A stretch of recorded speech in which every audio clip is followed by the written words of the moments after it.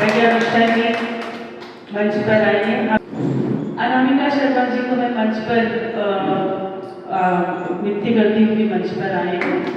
बहुत प्यारी प्यारी कहानियाँ, कविताएं, बहुत कुछ लिखती हैं। प्रज्ञा जी और अनामिका जी अपनी लिखी हुई कहानियाँ यहाँ पर हमें प्रस्तुत आएंगी। कायरा जी एक किसी अच्छी जो लेखिका है, मैं नाम नहीं बताऊंगी, हालांकि उन्होंने मुझे बताया है, लेकिन मैं आपको नाम नहीं बताऊंगी, वो खुद ही बताएंगे आपको। बहुत प्यारी, बहुत अच्छी कहानी है, वो यहाँ पर हमारे सामने साझा करेंगी, प्रस्तुत करेंगी। जो कहानियाँ हैं पढ़ने में बहुत रोचक होती हैं, छोटी होती हैं, यानी कि यदि बहुत लंबी भी कहानी हुई तो आप उसे 20 मिनट, 25 मिनट, आधा घंटा, इससे लंबी कहानी होती नहीं है। तो कहानियों को पढ़ने का अपना ही मजा होता है। यदि हम कभी उपन्यास पढ़ते हैं तो 150-200 पेज से कम उपन्यास होते नहीं है, तो उसको कई दिन लग जाते हैं खत्म होने में। लेकिन कहानियाँ आप बस आधे घंटे में उड़ा देते हैं और उसका आनंद जो है वो अलग ही होता है। लोगों के पास ढेर सारी कहानियाँ होती हैं, क्योंकि हम जो लिखते हैं वो अपना जो देखा हुआ होता है, जो भोगा हुआ होता है, उस पर उतारते हैं। तो लेकिन साहित्यकार उन सबसे थोड़ा सा अलग होता है, जो कलम उठाता है, जो पूरे कागज को काला करता है, वो थोड़ा अलग होता है। उसकी थोड़ी सी कल्पना उसकी अपनी होती है, थोड़ी सोच अपनी होती है, थोड़ा सा वो समाज के यथार्थ को लेता है और इस तरह से वो एक कहानी बोलता है। वरना हम सब कहानीकार होते हैं, भी हम सब लिख पाते हैं, तो उनकी अपनी सोच होती है, उनका अनुभव अपना है। तो इसी श्रृंखला में हमारी जो मित्र हैं प्रज्ञा मिश्रा जी से हम पहली कहानी उनसे ही सुनेंगे, उनकी अपनी लिखी हुई कहानी। आपका स्वागत है। बहुत बहुत धन्यवाद। मेरी आवाज़ आ रही है अच्छे से? मैं चित्रनगरी संवाद मंच को प्रणाम करती हूँ। मुझे इतना अच्छा अवसर आपने दिया है। ये पहली बार है कि किसी मंच पर मैं अपनी लिखी कहानी ऑफलाइन लोगों के सामने खड़ी होकर के प्रस्तुत कर रही हूँ। ये कहानी मैंने लॉकडाउन के बाद लिखी थी और आज इसका वाचन करने का अवसर मिला है मुझे। कहानी का शीर्षक है उसके हिस्से की जिंदगी। रविवार का दिन था।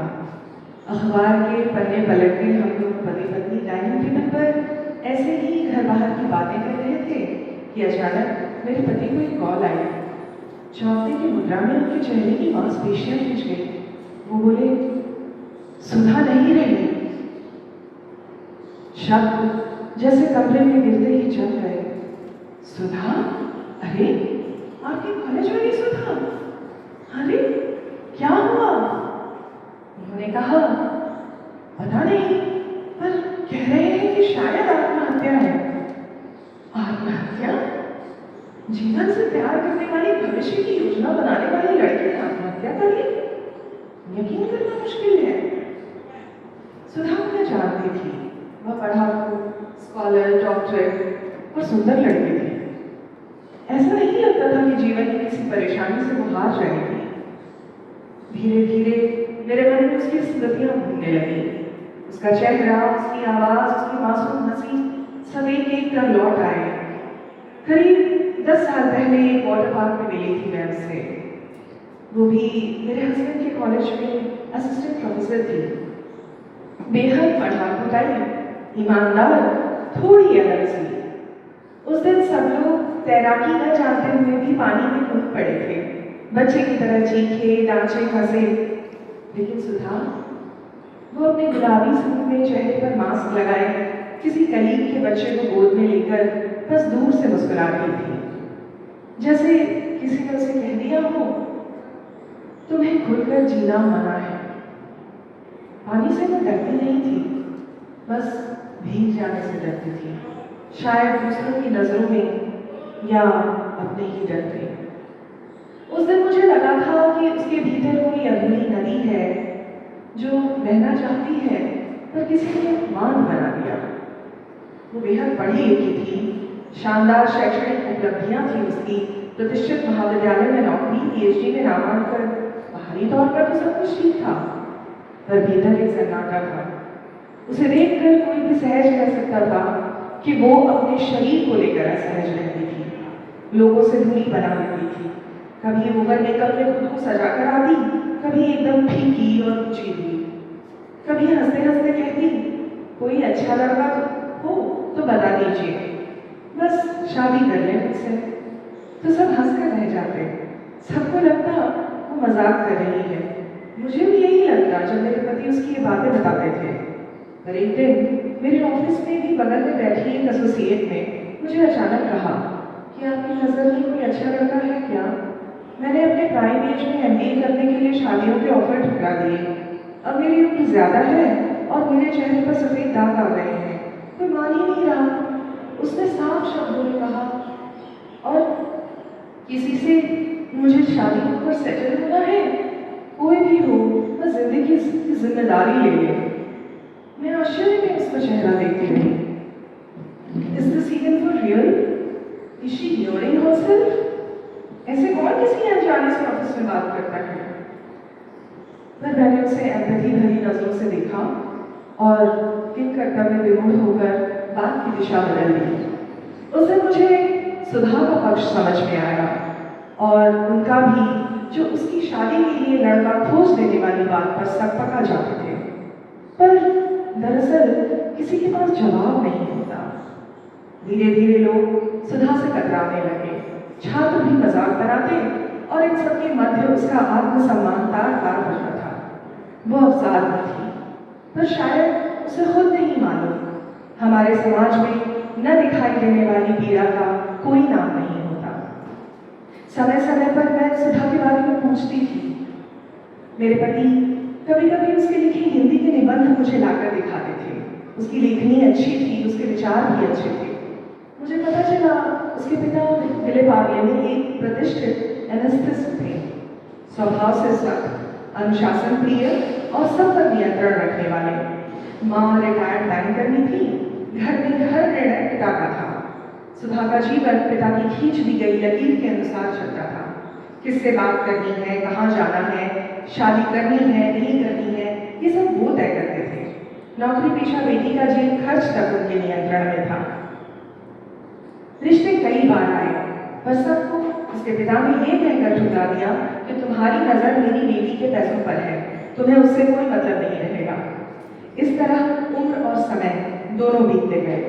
धीरे धीरे सुधा ने निर्णय लेने की क्षमता खो दी थी। उसका जीवन उसकी अपनी संपत्ति में रहा ही नहीं था, वो बस निभा रही थी बिना किसी शिकायत के। यद्यपि सुधा और मेरी सीधी बातचीत नहीं होती थी, उसकी खबर मिलती रहती और उसके बंदिश भरे जीवन को जानकर मुझे घुटन लगती। कभी मेरी फ्लैटमेट रही नेहा गोयल याद आने लगी मुझे, एक होनहार टेक्नीक जो साल 2010 में अमेरिका से लौट कर आई थी। 1 महीना अंधेरी में मेरे साथ रही, फिर शिफ्ट हो गई। 9 साल बाद सुना वो जिसके साथ लिव इन में थी वो आदमी शादीशुदा निकला। नेहा टूट गई। लखनऊ से उसके भाई और माँ आए, किसी अमीर हिंदू से उसकी शादी तय की। वो 36 साल की हो चुकी थी और उसका एजुकेशन, व्यक्तित्व, वर्क लाइफ अब कुछ मायने नहीं रखता था। वो अपने मायके वालों के लिए शर्म का विषय थी। वो चुपचाप सब तैयारियां करती रही, कपड़े, कार्ड, गहने, और शादी से 1 दिन पहले मनोज के अपने हाई राइज फ्लैट से फोन पर बात करते करते उसने छलांग लगा दी। फोन उसके हाथ में ही रह गया था। एक outgoing smart USA return technique, बढ़ती उम्र, शादी के प्रेशर और परिवार की इज्जत के बोझ तले चल बसी। क्या ऐसा ही कुछ हुआ था सुधा के साथ? पता नहीं। सुधा और नेहा दोनों अलग अलग थी, पर दोनों की चुप्पी एक जैसी। 2019 की सुबह याद है, मैं वेस्ट बस में थी, कांदीवली महिंद्रा से दिल्ली की तरफ जा रही थी। अचानक सुधा दिखी, बड़ी सी स्माइल देती हुई पास आकर बैठ गई, बोली, मैं सुधा, याद है? मैंने मुस्कुराकर हाँ में सिर हिलाया। भला उसे कौन भूल सकता था? मैंने पूछा, कहाँ जा रही हैं? उसने कहा, अपने घर विले पार्ले। आपके घर में कौन कौन है? मम्मी, पापा और मैं, बस। पीएचडी चल रही है? फिर वो खुद कहने लगी, पीएचडी तो कब का हो गई, शादी की कोई जरूरत नहीं है। जैसे खुद को समझा रही हो। फिर बोली, आपके बच्चे बहुत प्यारे हैं, भैया से अक्सर बात होती है। मेरा स्टॉप आया, मैं उतर गई। बस वही आखिरी मुलाकात थी हमारी। 2021 में कॉलेज की गणपति पूजा में सुधा हमेशा की तरह सजी धजी आई। मैंने कॉलेज की तस्वीरें देखी, उसको नोटिस किया। उसका स्टाइल ट्रांसफॉर्मेशन बहुत गजब का था। उसने बैगनी रंग की साड़ी पहनी थी और बेहद अच्छी लग रही थी। वो रंग शायद उसका पसंदीदा था, प्यार और जीवन का रंग। और फिर एक दिन खबर आई, सुधा नहीं रही। बस इतनी सी खबर। मैंने इंटरनेट, अखबार सब देखा, कहीं कोई जवाब नहीं था।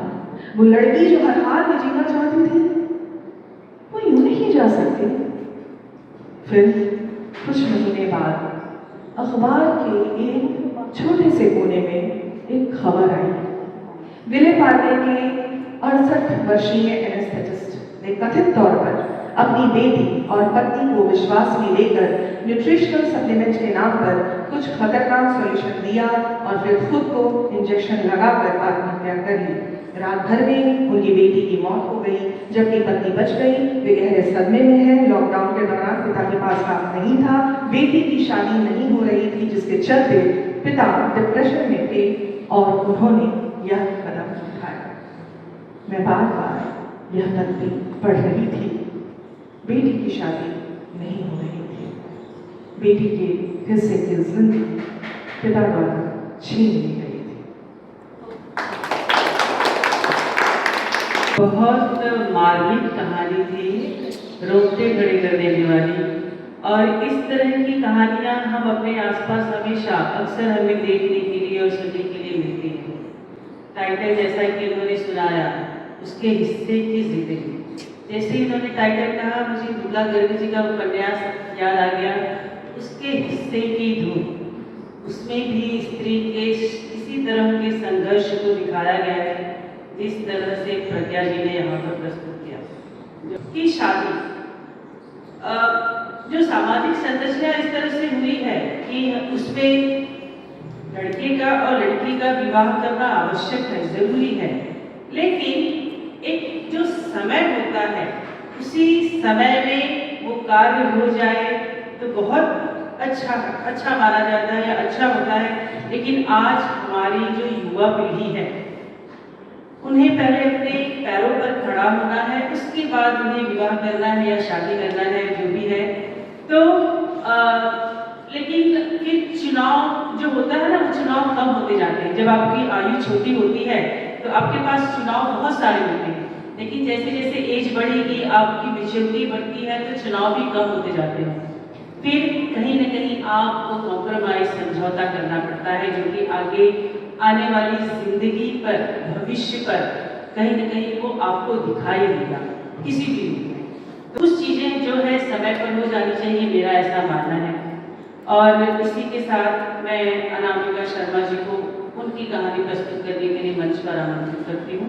मेरी किताब है निमोदी, जो साहित्य अकेडमी से अप्रूव हुई थी। उसकी मैं एक कहानी सुनाना चाहती हूँ जिसका शीर्षक है स्टेशन की बेंच। उससे पहले एक पंक्ति बोलना चाहूँगी, कविता सी लड़की कहानी हो गई। ये खुद के लिखी है और कहानियाँ भी लिख रही हैं, तो कविता से लड़की कहानी हो गई। बढ़िया। चाय चाय चाय, ये चाय वाले बिना सुबह सुबह चालू हो जाते हैं। भैया स्टेशन आने में तो अभी बहुत टाइम है, क्यों नींद खराब कर रहे हो? गुस्सा तो इतना आ रहा था कि उसकी सारी की सारी चाय उसे ही पिला दी। क्यों बड़बड़ कर रही हो भी?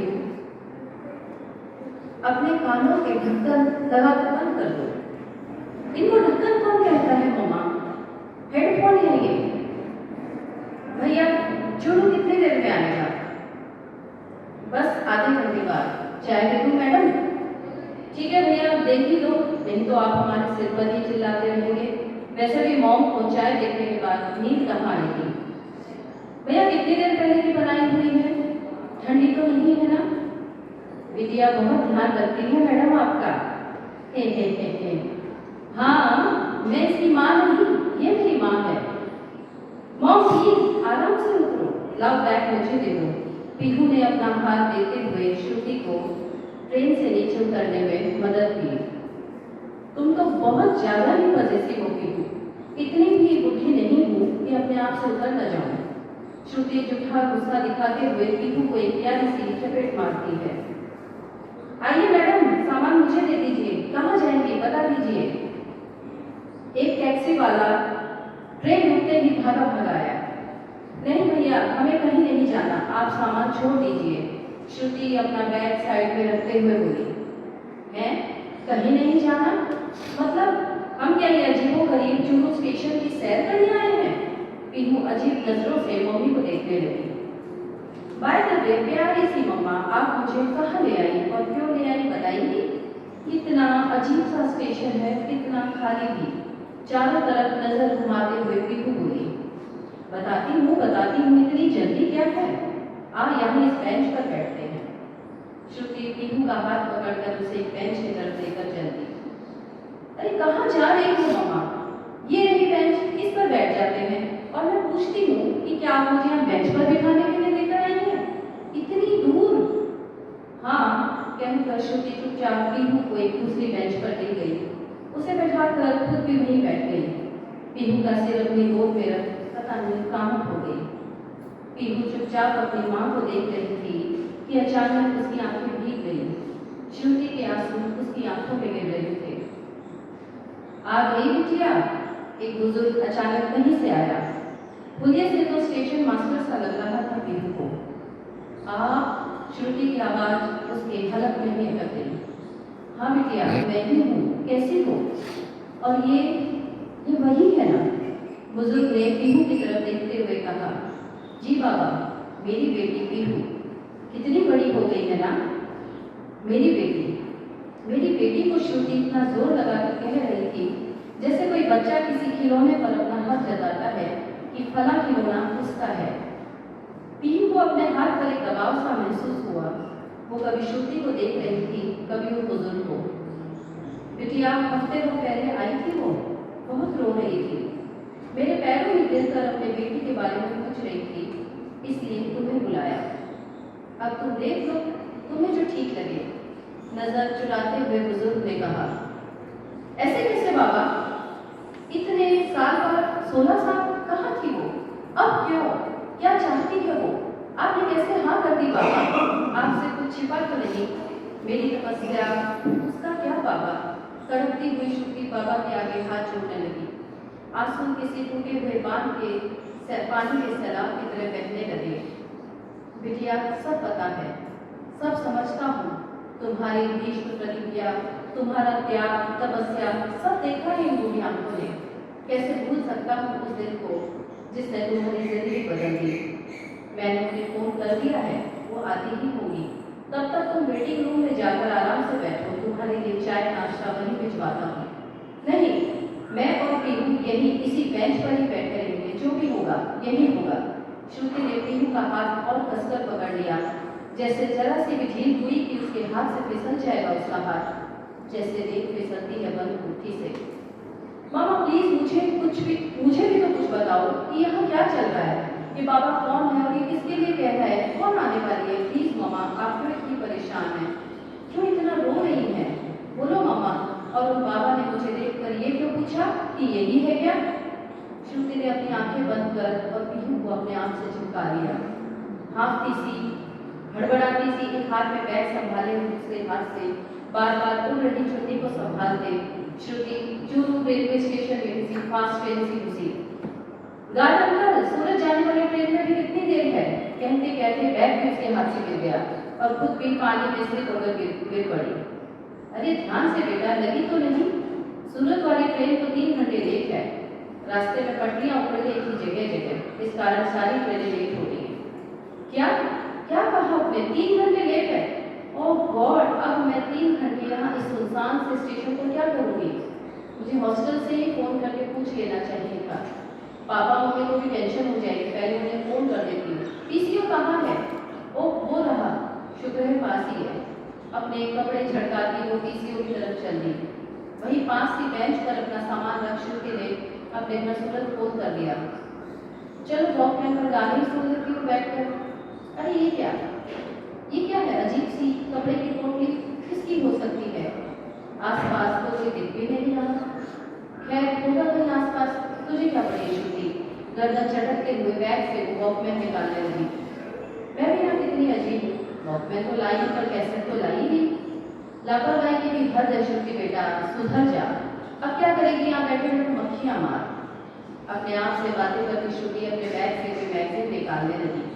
अचानक उसे टूटी हुई आवाज सुनाई दी, जैसे कोई छोटा सा बच्चा रो रहा। उसने गौर से सुना तो उसे समझ आया कि रोने की आवाज पोटली से आ रही थी। वो एकदम से सर पका गई और दौड़कर गार्ड को बुलाकर लाई। गार्ड ने आकर पोटली खोली तो दोनों का मुख खुला रह गया। उस कपड़े की पोटली में एक नवजात बच्ची थी, जिसके मुंह पर कपड़ा बांधा हुआ था। दोनों के दिल से आग निकल गई। कैसे बेदर्द लोग हैं, ऐसे कैसे कोई अपनी नवजात बच्ची को ये मरने के लिए छोड़ सकता है? खासकर इसकी माँ। श्रुति बड़बड़ा नहीं थी। बिटिया, बच्ची की हालत खराब है, इसे तुरंत हॉस्पिटल ले जाना पड़ेगा। चलो जल्दी करो, गार्ड ने श्रुति को कहा। मैं कैसे? मेरी तो ट्रेन है अभी। हॉस्पिटल में तो बहुत टाइम लग जाएगा, पीछे से मेरी ट्रेन छूट जाएगी। श्रुति डर से कांप रही थी। बिटिया, कैसी बात कर रही हो? यहाँ आपके सिवा कोई और है भी नहीं। मैं किसको साथ लेकर जाऊँ? इंसानियत के नाते ही सही बेटा, चलो साथ में। ट्रेन तो आपको और मिल जाएगी। टिकट की चिंता मत करो, मैं अगली गाड़ी की बनवा दूंगा। ठीक है, चलिए। श्रुति बच्ची को छाती से लगाए गाड़ी के पीछे पीछे चल दी। समय से ले आए आप लोग, थोड़ी देर और हो जाती, दम घुटने से बच्ची मर भी सकती थी। डॉक्टर ने बच्ची का चेकअप करते हुए कहा। आज एक दिन के लिए इसे एडमिट करना पड़ेगा। चले बाबा, अब मुझे ट्रेन भी तो पकड़नी है, श्रुति ने गार्ड को याद दिलाते हुए कहा। बिटिया, हम क्या सोच रहे थे कि आज रात आप यहीं बच्ची के साथ रुक जाओ। सवेरे हम इसकी माँ और परिवार की खोज खबर लेंगे। आप सामान की चिंता मत करो, वो हम वेटिंग रूम में हिफाजत से रखेंगे। अरे ऐसे कैसे? मैं यहाँ क्यों रुकूं? इसके घर वाले का पता करो, कैसे भी। मैंने पुलिस को फोन कर दिया है, वो लोग आते ही होंगे। फिर यहाँ डॉक्टर्स नर्सें भी तो है, मेरा क्या काम? कहते हुए श्रुति ने अपना पर्स लिया और हॉस्पिटल से बाहर निकल गई। ऑटो के इंतजार में खड़ी उसे लग रहा था जैसे पीछे कुछ छूट रहा है। बार बार उस बच्ची का मासूम और निश्चल चेहरा उसकी आंखों के आगे आ रहा था। अचानक तेज गड़गड़ाहट के साथ बहुत तेज बारिश होने लगी। लग रहा था मानो में लगातार बरस रही बारिश उसे अपने साथ बाहर ले जाएगी। बारिश की वजह से ऑटो भी नहीं मिल रहा था। खड़ी खड़ी उसे ऐसा लग रहा था जैसे उसकी ट्रेन छूट गई और वह अपनी पूरी ताकत से ट्रेन के पीछे भाग रही है। पसीने से तंग हो गई थी वो। बच्ची की आंखें जैसे उसकी आंखों में समा गई थी। कहाँ जाना है मैडम? अचानक ऑटो उसके पास आकर रुका। है? हाँ चलो चलो, स्टेशन चलो, रेलवे स्टेशन चलो। मेरी ट्रेन छूट गई, मैं अब सूरत कैसे जाऊँगी? भैया आप मुझे सूरत छोड़ देंगे? पापा मम्मी मेरी फिक्र कर रहे होंगे। हैं? मैडम आप क्या बोल रही हैं? सूरत छोड़ दूँ आपको? पागल हो गई आप? सोते से जागी क्या बोल रही है उसे खुद नहीं पता चला। मैडम चल रही हो या मैं कोई और सवारी हूँ?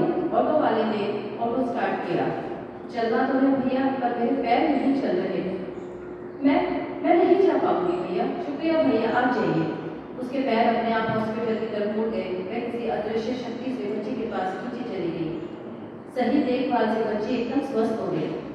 मैडम पूरा शहर छान मारा, जगह जगह बच्ची का फोटो भी लगा दिया, लेकिन बच्ची का कोई रिश्तेदार, माँ बाप कुछ नहीं पता चल रहा। सबसे बड़ी बात यह है कि इसकी डिलीवरी घर में हुई है। किसी हॉस्पिटल में होती तो पता चल जाता।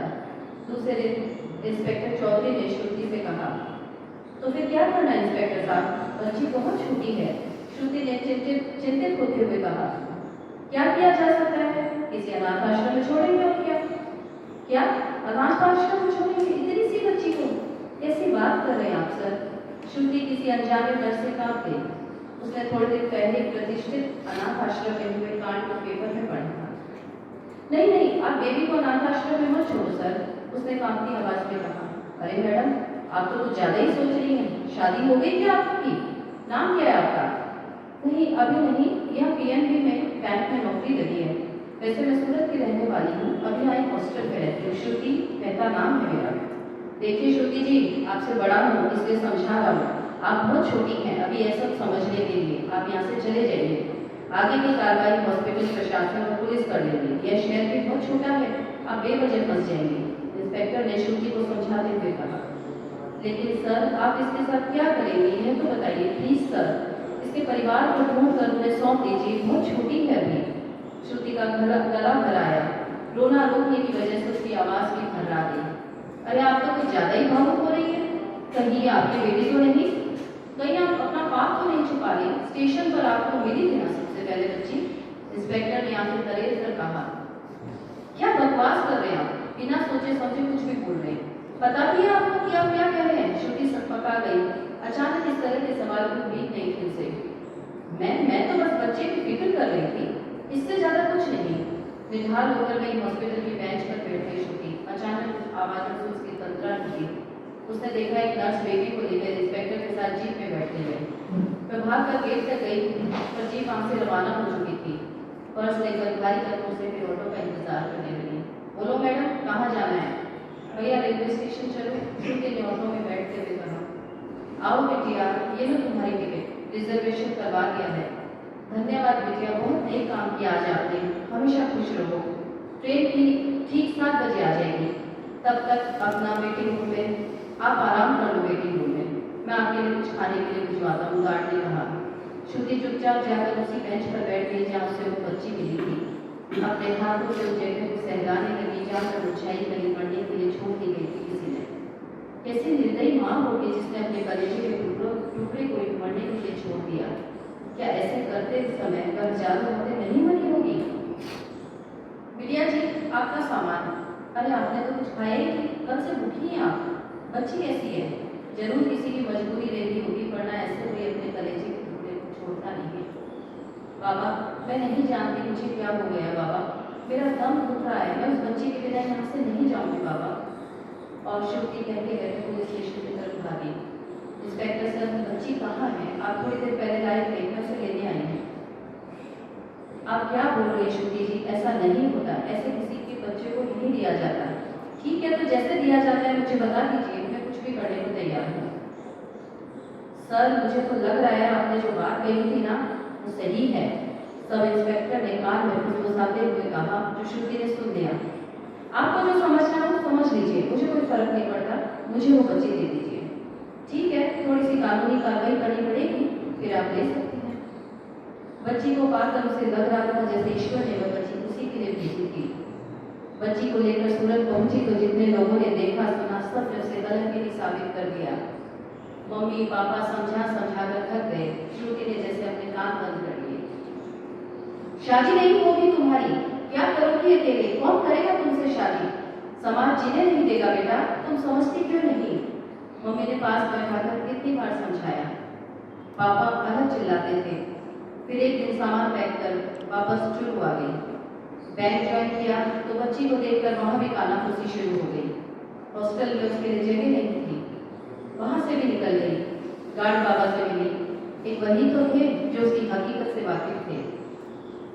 बिना कोई रिश्ता हुआ भी वो उसे समझते थे। श्रुति और पीहू अपनी नई दुनिया में इतने खुश थे कि दोनों ने किसी और की कभी जरूरत भी महसूस नहीं हुई। कभी कभी बाकी बच्चों के साथ उनके पापा को देखकर पीहू अपने पापा के लिए पूछ लेती थी तो वह कह देती कि वह नहीं है, इकलौती बेटी है उनकी। ठीक समाज के 4 लोग उन्हें हारी बीमारी में पूछने नहीं आते थे, पर श्रुति ने अपनी बेटी होने का पूरा फर्ज निभाया, अपने माता पिता का पूरा ध्यान रखती थी। बेटिया बेटिया, वह आ गई, वेटिंग रूम में तुम्हारा इंतजार कर रही है, चलो। अचानक बाबा की आवाज ने उसे वापस वर्तमान में ला पटका। नहीं, मैं नहीं मिलूंगी उनसे। जिस जगह उन्होंने उसे छोड़ा मैंने अपनाया, उसी जगह उन्हें उससे और उससे मिलना पड़ेगा, ताकि उन्हें भी तो पता चले जिंदगी में उन्होंने क्या खोया और मैंने क्या पाया। श्रुति कठोर होते हुए बोली। बाबा चले गए। श्रुति ने देखा एक शिकार काया सामने से चली आ रही थी, बेजान सी जैसे कोई जिंदा लाश। पीहू बेटा, मेरी बात ध्यान से सुनो। सामने से जो आंटी चली आ रही है उन्हें प्रणाम करना, उनकी बातें सुनना और समझने की कोशिश करना। तुम कितने समझदार हो आज पता चलेगा, ठीक है? श्रुति ने पीहू को कहा, नमस्ते, मैं लता, आपकी गुनहगार और इस बच्ची की भी गुनहगार। क्या यही है मेरी बेटी? एक्सक्यूज मी, ये आपकी नहीं मेरी बेटी है, श्रुति ने उसकी बात बीच में ही काट कर कहा। जी माफ कीजिएगा, मेरा मतलब है यही है ना बच्ची, कितनी सुंदर और प्यारी है, कितनी बड़ी भी हो गई आपकी बेटी। क्या मैं इसे छू सकती हूँ? सिर्फ एक बार, अगर आप इजाजत दे तो, लता ने कातर स्वर में कहा। श्रुति ने पीहू की तरफ देखा, जो अपनी बड़ी बड़ी गोल गोल आंखों से एक टक उस अनजान औरत को देख रही थी और कभी श्रुति को देख रही थी, शायद कुछ समझने की कोशिश कर रही थी। पीहू, यह तुम्हारी माँ है, मेरा मतलब है असली माँ, जिसने तुम्हें पैदा करने की जहमत उठाई थी और तुम्हें इसी बेंच पर छोड़ दिया था मरने के लिए। वैसे मैं इनकी शुक्रगुजार भी हूँ। अगर उस दिन इन्होंने तुम्हें यहाँ नहीं छोड़ा होता तो तुम मुझे नहीं मिलती और मेरी जिंदगी इतनी हसीन नहीं होती। लता ने पीहू को कसकर अपनी छाती से चिपका लिया। बेतहाशा उसे चूमने लगी। उसके आंसू तो जैसे आप चुरू के रेगिस्तान में बांट डालने की कोशिश कर रहे थे। वैसे लता जी, आप मुझे कुछ जानी पहचानी सी लग रही हैं। मैंने आपको कहीं देखा है। अरे हाँ, याद आया, आप तो मेरी हॉस्टल मेट थी। पता चला आप हॉस्टल छोड़कर भाग गई थी। जी श्रुति जी, आपने ठीक पहचाना। मैं हॉस्टल में रूम नंबर 15 में रहती थी। मेरी माँ खेती संभालती थी। वही लड़के से एक दोस्ती हुई जहाँ मैं रिसेप्शनिस्ट थी और समय ऊपर होने की वजह से अबॉर्शन नहीं करवा पाई और दाई से घर पर ही डिलीवरी करवाई। श्रुति जी, ये सब आपको मेरे ही कारण सहना पड़ा। आपने आज तक शादी नहीं की क्योंकि आप पीहू से दूर नहीं होना चाहती थी। भगवान ने मेरी करने की सजा भी मुझे दे दी। या यूँ कहूँ, एक मासूम बच्चे की हाय लगी मुझे आज। इतने सालों बाद भी मैं संतान सुख से वंचित हूँ और मुझे लास्ट स्टेज गर्भाशय का कैंसर है। डॉक्टर ने ज़्यादा से ज़्यादा 6 महीने और बताए हैं। मैं तो इसकी माँ कहलाने के लायक ही नहीं हूँ। ये तो सिर्फ और सिर्फ आपकी बेटी है। पीहू के सिर पर हाथ रखते हुए, खुश रहो बेटा, आबाद रहो, अपनी माँ का दामन हमेशा से प्यार से भरे रखना। तुम अभी छोटी हो, इसलिए तुम्हें मेरी मजबूरी समझ नहीं आएगी।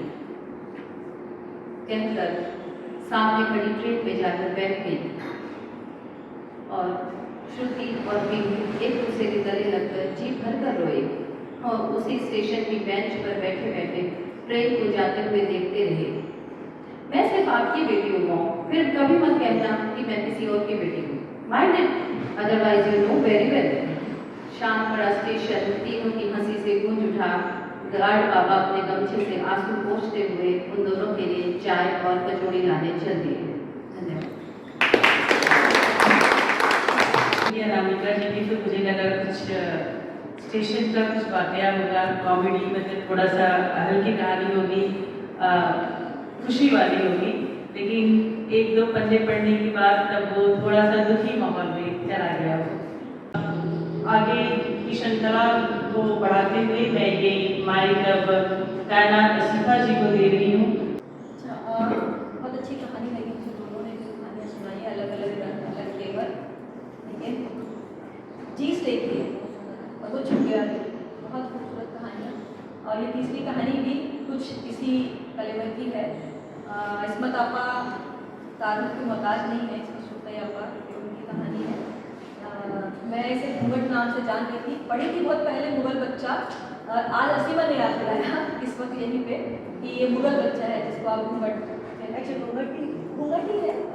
घूंघट नाम से उसको ड्रामाटाइज किया गया है। हाँ, उसकी टेलीफिल्म बनी है, तो सब घूंघट नाम से बनी है। अच्छा, हाँ, वैसे वो मुगल बच्चा, इसमें पापा ने जो उसको दिया था टाइटल, वो मुगल बच्चा है। तो मैं कहानी शुरू करती हूँ बहुत बर्बाद के बगैर। सफ़ेद चांदनी बिछे तख्त पर बगुले के परों से ज्यादा सफ़ेद बालों वाली दादी बिल्कुल संगमरमर का भद्दा सा ढेर मालूम होती, जैसे उनके जिस्म में खून की एक बूंद ना। उनकी हल्की सुरमई आंखों की पुतलियां तक सफ़ेदी नहीं आई और जब वो अपनी बेनूर आंखें खुलती तो ऐसा मालूम होता सब रोज़न बंद है। खिड़कियां दबीज पर्दों के पीछे सहमी छिपी बैठी, उन्हें देखकर आंखें चौंधियाने लगती। जैसे इर्द गिर्द पिसी हुई चांदी का गुबार मोहल्ला, सफेद चिंगारियां सी फूट रही। उनके चेहरे पर पाकिज़गी और दोषीज़गी का नूर था। 80 बरस की इस कुंवारी को कभी किसी मर्द ने हाथ नहीं लगाया।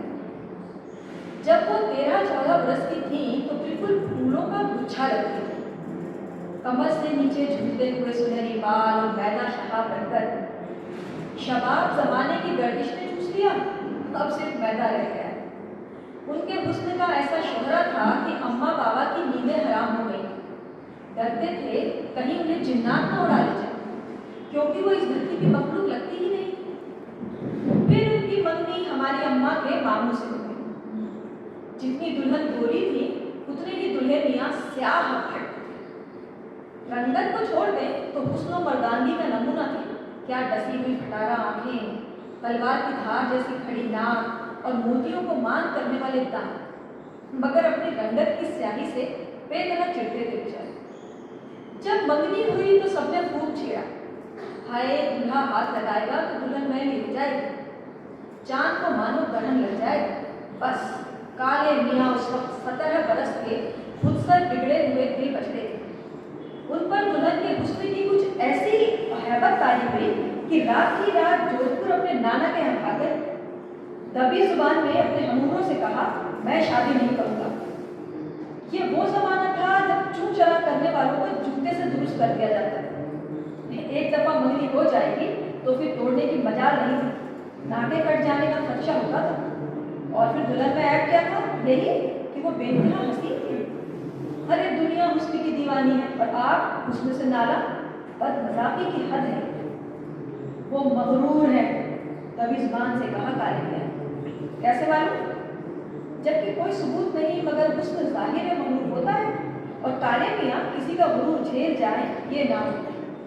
नाक पर मक्खी बिठाने के रवादार न थे। बहुत समझाया कि मियाँ वो तुम्हारे निकाह में आने के बाद तुम्हारी मिल्कियत हो जाएंगी, तुम्हारे हुक्म से दिन को दिन और रात को दिन रात करेंगी, जिधर बिठाओगे बैठेंगी, उठाओगे उठेंगी। मगर उन्हें समझ ना आया।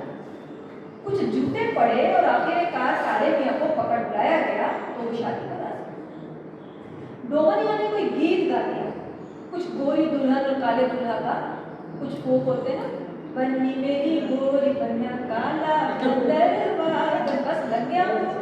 फिर मैं चुप गई उनके बाद।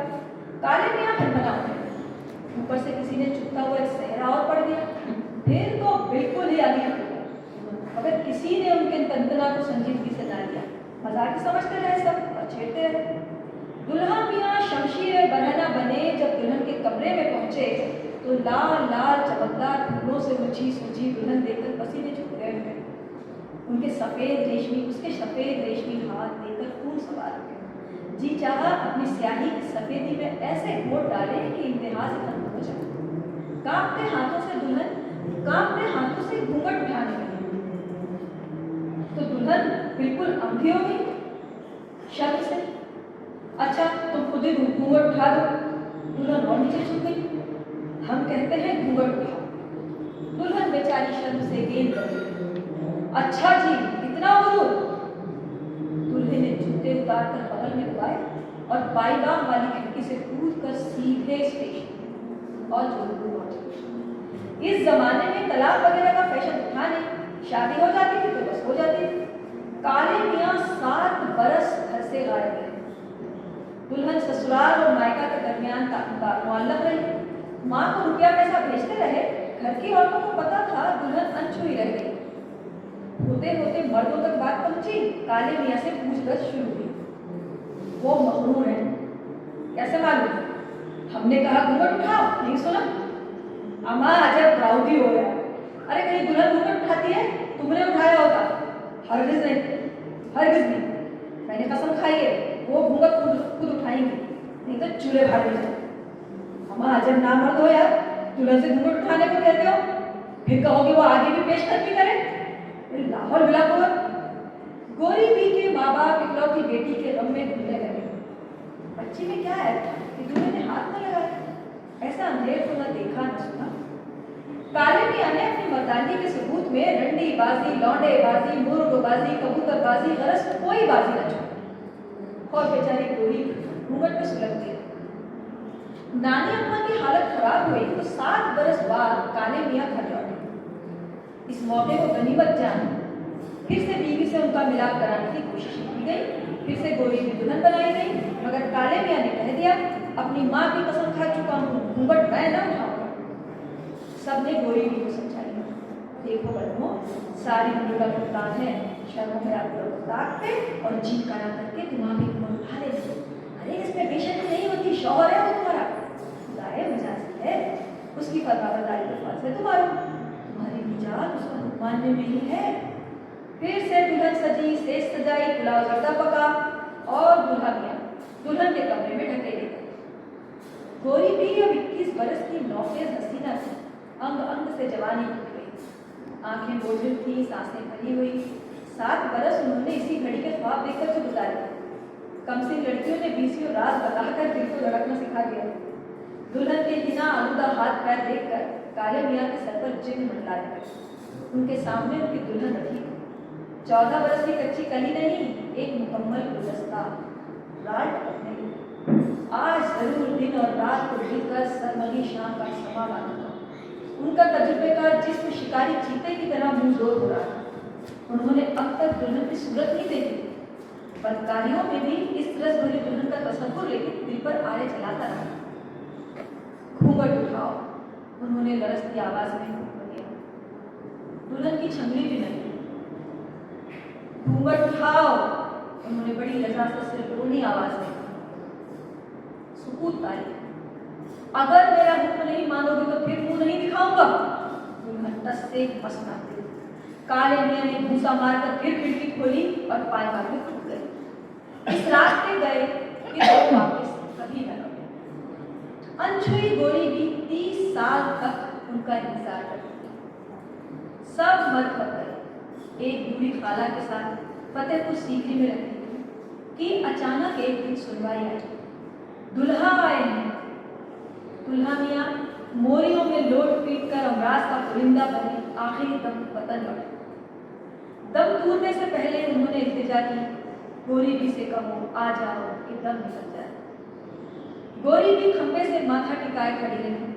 फिर उन्होंने संदूक खोलकर अपना तार तार शहाना जोड़ा निकाला, आधे सर सफेद बाल में सुहाग का तेल डाला और घूंघट संभालती लबे दम मरीज के सिरहाने पहुंची।